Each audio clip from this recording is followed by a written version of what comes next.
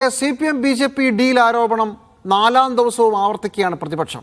ഡീലിനെ കുറിച്ച് പറയുമ്പോൾ മുഖ്യമന്ത്രി പ്രകോപിതനാവുകയാണെന്നും ഒരു ഡീലും കേരളത്തിൽ നടപ്പിലാക്കാൻ സമ്മതിക്കില്ലെന്നും പ്രതിപക്ഷ നേതാവ് VD സതീശൻ പറഞ്ഞു.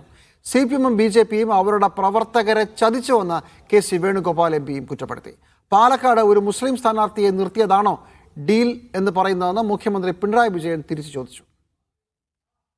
നിരവധി സീറ്റുകളിൽ ഡീലാണ്. മുഖ്യമന്ത്രി എന്തിനാ പ്രകോപിതനാവുന്നത്? മുഖ്യമന്ത്രി കോലീബി എന്ന് പറയാ.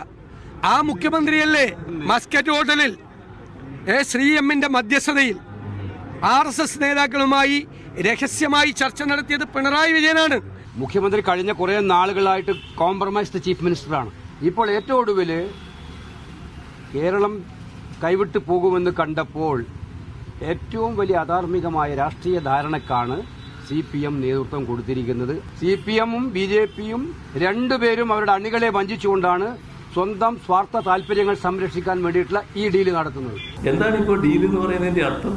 എല്ലാ കാലത്തും RSSുമായി BJPയുമായി അവിശുദ്ധ കൂട്ടുകെട്ടുണ്ടാക്കാൻ കോൺഗ്രസല്ലേ തയ്യാറായിട്ടുള്ളത്? എത്ര ഇടങ്ങളിൽ ഇവർ തമ്മിലുള്ള കൂട്ടുകെട്ട് കാണാനുണ്ട്. അപ്പം അങ്ങനെയെല്ലാം ചെയ്തവര് ഇപ്പോഴും ചില വൃത്തികെട്ട കളികൾ ഉദ്ദേശിക്കുന്നുണ്ട്.